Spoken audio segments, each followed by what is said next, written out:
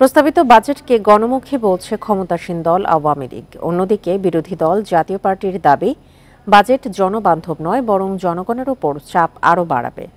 এদিকে স্বতন্ত্র সংসদ সদস্যদের অনেকের দাবি, বাজেটে সরকারের রাজস্ব আয়ের কৌশল শুধু জনগণ নয়, অর্থনীতির ওপরও চাপ বাড়াবে। বৃহস্পতিবার তাৎক্ষণিক প্রতিক্রিয়ায় এসব মন্তব্য করেন তারা। নগদে ৫০০ টাকা বা তার বেশি পেমেন্টে পেতে পারেন ঢাকায় জমিসহ ২০ কোটি টাকার পুরস্কার। টানা চতুর্থ মেয়াদে ক্ষমতায় আসার পর এটি আওয়ামী লীগ সরকারের প্রথম বাজেট।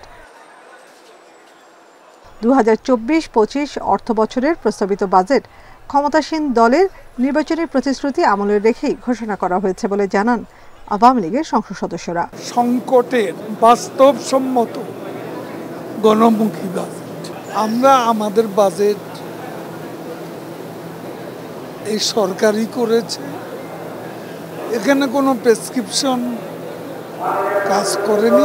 বাজেটটা ভালো হয়েছে, যেহেতু এবার আমরা কিন্তু যা কিছু করেছি ইনফ্লেশনটাকে কন্ট্রোল করার জন্য, নিয়ন্ত্রণে আনার জন্য করা হয়েছে। ডলারের যে ডিভ্যালুয়েশনের কারণে এবং আন্তর্জাতিক বাজারে যখন জিনিসপত্রের দাম বেশি থাকে, এটার ইম্প্যাক্ট পড়ে না। বাট আশা করি এবার যে পদক্ষেপগুলি নেওয়া হয়েছে, এগুলা সামগ্রিকভাবে নিত্য প্রয়োজনীয় জিনিসে একটা পজিটিভ ইম্প্যাক্ট ইনশাল্লাহ পড়বে।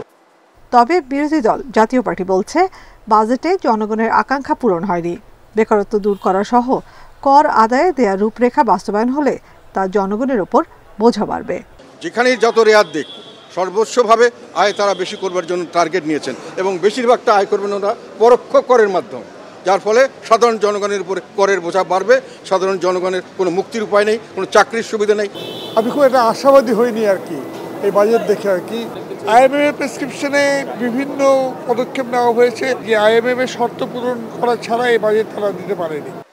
বাজেট নিয়ে রয়েছে মিশ্র প্রতিক্রিয়া, জানিয়েছেন স্বতন্ত্র ও নতুন সংসদ সদস্যরা।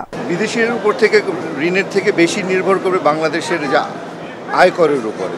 কারণ আমার মনে হয় যে মাননীয় প্রধানমন্ত্রী যেটা বারবার বলেন যে প্রত্যেককে কর দিতে হবে, এই আয়করের অভ্যাসটা করতে হবে। এই বাজেটের যে অঙ্ক এগুলো তো আলটিমেটলি ঠিক থাকে না।